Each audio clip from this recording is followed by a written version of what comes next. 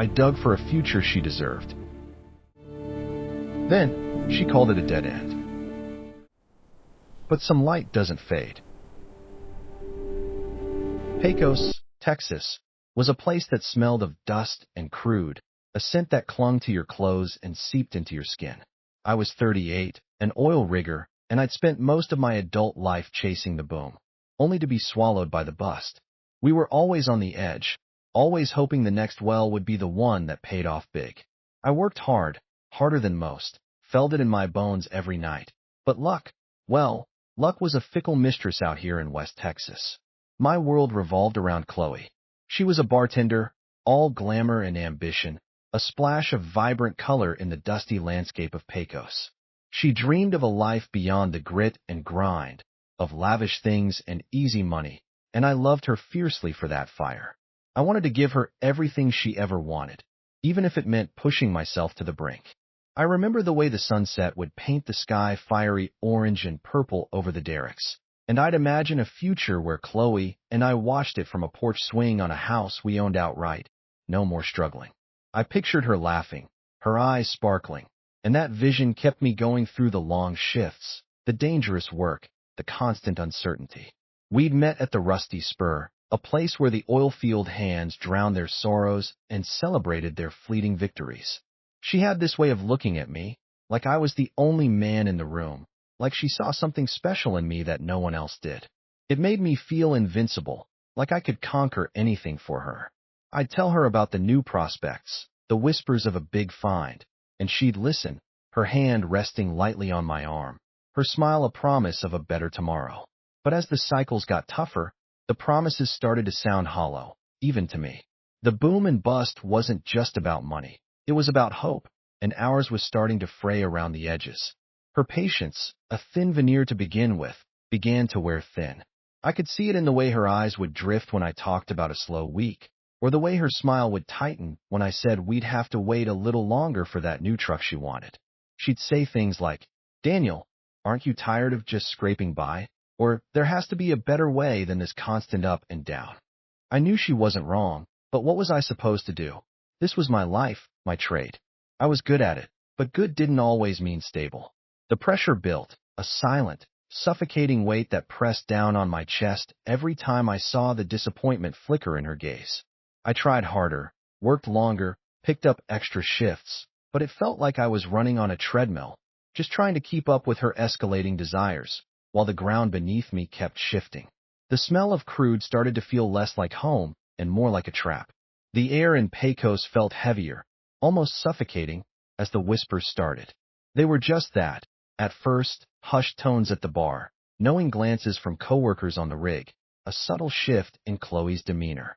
She was spending more time out, coming home later, her excuses growing more elaborate, less believable. My gut tightened into a knot I couldn't untangle. It was Greg, my supervisor, a man with a slick smile and a reputation for cutting corners, but who always seemed to land on his feet. He had the stability Chloe craved, the kind of steady paycheck that didn't depend on the whims of a volatile market. He was everything I wasn't, at least in that moment.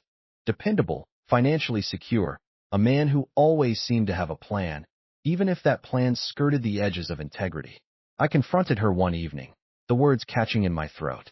I remember the dull throb behind my eyes, the metallic taste of fear and anger. She didn't deny it, not really.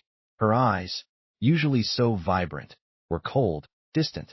She just looked at me, a flicker of something almost like pity, before it hardened into contempt. "Daniel," she said, her voice flat, "I can't do this anymore. This dead-end life, this constant struggle. I need more than promises and dirt under my fingernails." The words were like a physical blow, each syllable a hammer strike to my chest. Dead-end life. That's what she called the life I was working myself to death to build for us. That night, the Pecos dust felt like ashes. I packed a single duffel bag, my hands shaking so hard I could barely zip it. The familiar scent of crude oil on my clothes, once a source of pride, now felt like a shroud. I drove out of town, not knowing where I was going, just knowing I couldn't stay. The betrayal wasn't just hers. It was the betrayal of every dream I'd built, every sacrifice I'd made. It felt like my entire identity, forged in the heat and grime of the oil fields, had been stripped away, leaving me hollow, worthless. Every mile marker that flew by was a testament to how far I'd fallen, how completely I'd failed.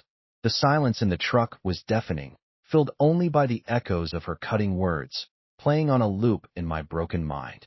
I pulled over somewhere out in the vast, empty expanse, the stars a million pinpricks of indifferent light against a black canvas, and just sat there, the despair a heavy blanket suffocating me under the weight of a shattered future. I didn't cry. I felt too numb for tears. It was just an ache, deep and primal, a pain that felt like it would never leave. The days after Chloe left were a blur of cheap motel rooms and stale coffee. I felt like a ghost, haunting the edges of my own life. The oil fields, once my purpose, were now a painful reminder of everything I'd lost. I knew I couldn't go back. The thought of seeing Greg, of running into Chloe, made my stomach churn. I was lost, adrift in a sea of my own making, the anchor of my life severed. But in that crushing despair, something tiny, almost imperceptible, began to stir. It was a faint whisper of defiance, a refusal to let her words define me. Dead in life. The phrase clawed at me, but it also started to ignite a slow burn of anger, a desire to prove her wrong, not to her, but to myself. I drove aimlessly through West Texas, past acres of sun-baked land, past fields dotted with pump jacks, and then, slowly, past something else. Rows of gleaming solar panels, catching the relentless Texas sun. It was a stark contrast, the old energy and the new, side by side. A thought, audacious and terrifying, began to take root. The sun here was as reliable as the oil was volatile. What if I could harness that? What if I could build something entirely new? Something that wasn't beholden to the boom and bust cycles, something truly sustainable. The idea, when it fully formed, felt like a lifeline. Solar panels. West Texas. It made sense. There was a growing demand, a quiet revolution starting to unfold. But I knew nothing about solar. All I knew was rigging, drilling, getting my hands dirty. My savings were meager, barely enough to cover a few months of rent. My credit score, thanks to years of living paycheck to volatile paycheck, was a joke. But the alternative was going back, and that was a fate worse than any risk. I remember sitting in a greasy diner, a half-eaten burger growing cold, sketching crude diagrams on a napkin, the fear gnawing at me, but also a strange sense of purpose. I knew it was a long shot, a gamble of epic proportions. I swallowed my pride, called in favors, talked to anyone who would listen. I mortgaged the little I had, took out a risky loan from a small-town bank that probably thought I was insane, but saw a flicker of something in my desperate eyes. Desert Sun Energy. The name came to me one morning, watching the sunrise paint the desert sky, a symbol of hope rising from the ashes of my old life. It was just me, a beat-up truck, and a borrowed set of tools. I learned everything I could about solar panels, about energy grids, about permits and regulations. I read books late into the night, watched countless online tutorials, called manufacturers, asked stupid questions until I understood. I was a man possessed, driven by a quiet fury and a desperate hope. Every rejection, every setback, just fueled the fire. Chloe's words, once a curse, had become a perverse kind of motivation. I wasn't just building a company. I was rebuilding myself, piece by shattered piece, under the unforgiving West Texas sun.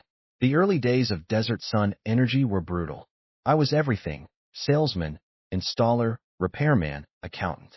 I worked 12, 14, 16-hour days, fueled by cheap coffee and an unshakable belief that this had to work. My hands, calloused from years on the rig, now learned the delicate touch required for wiring, the precision of mounting panels. The sun, once just a backdrop to my oilfield life, became my partner, my power source. I drove hundreds of miles across West Texas, knocking on doors, talking to farmers, ranchers, small business owners, anyone who would give me 5 minutes. Most laughed me out of their driveways. Asterisk solar in Pecos? You crazy son? Asterisk, they'd say. But some, a few, listened. They saw the logic, the potential savings, the independence from the volatile energy market. My first big break came from an old rancher, weathered and wise, who'd seen enough boom and bust to know a steady thing when he saw it. He took a chance on me, a young man with more grit than experience, and I poured every ounce of my being into that installation. It wasn't just a job, it was a testament. When those panels hummed to life, generating clean power, a sense of pride swelled in me that I hadn't felt in years. It wasn't about the money, not entirely. It was about building something real, something that made a tangible difference, something that stood on its own merits, not on the fluctuating price of crude. Word started to spread, slowly at first, then gaining momentum like a tumbleweed catching wind. My innovative solutions, tailoring systems to the unique demands of the Texas climate, finding ways to make it affordable for everyday folks, set me apart. I hired a couple of good, honest guys, then a few more. We were a lean, mean, solar panel installing machine. The smell of dust and crude was slowly replaced by the clean scent of solder and the hum of inverters. I saw the transformation not just in the landscapes we powered, but in myself. The bitterness that had clung to me like Pecos dust began to flake away, replaced by a quiet confidence. I was no longer Daniel, the unlucky oil rigger, defined by what he lost. I was Daniel, the entrepreneur, the man who built something from nothing, who saw potential where others saw only endless sky. I found satisfaction in the hard work, in the problem solving, in the simple act of providing a valuable service. The scars of the past were still there, but they were fading, becoming a reminder not of pain, but of resilience. Years blurred into a decade. Desert Sun Energy wasn't just a company anymore. It was a major player in the renewable energy sector across West Texas. Our fleet of trucks, emblazoned with a bold, stylized sun logo, was a common sight on the highways. We had offices, a dedicated team of engineers and installers, a reputation for quality and integrity. I had built it, every brick, every panel, with my own hands and sweat and unwavering belief. My focus was entirely on the future, on sustainable growth, on making a real impact. The past, with its heartbreaks and betrayals, felt like a distant, faded photograph. Then, the whispers started again, but this time, they weren't about me. Greg, Chloe's supervisor, the man whose stability she'd chosen over my ambition, was caught. Embezzlement. A scheme unraveling, leaving a trail of financial devastation. The news reached me through a casual mention from an old acquaintance, and I felt a strange mix of emotions. Not triumph, not schadenfreude, but a quiet, almost melancholic understanding. Chloe's stable choice had crumbled, built on a foundation of deceit. And then, like clockwork, the messages started. A text first, innocuous. Daniel? Is this still your number? It's Chloe. Then more, increasingly frequent, increasingly effusive. She'd heard about Desert Sun Energy, she said. She always knew I had it in me, always saw my untapped potential, my vision. Her words, once so cutting, were now coated in a thick layer of honey, trying to smooth over the jagged edges of our past. She spoke of what we could have built together, of misunderstandings, hinting at reigniting something that had died a decade ago. Each message was a new attempt to rewrite history, to position herself as the supportive partner who believed in me all along. I read them, sometimes with a detached curiosity, sometimes with a faint flicker of the old anger,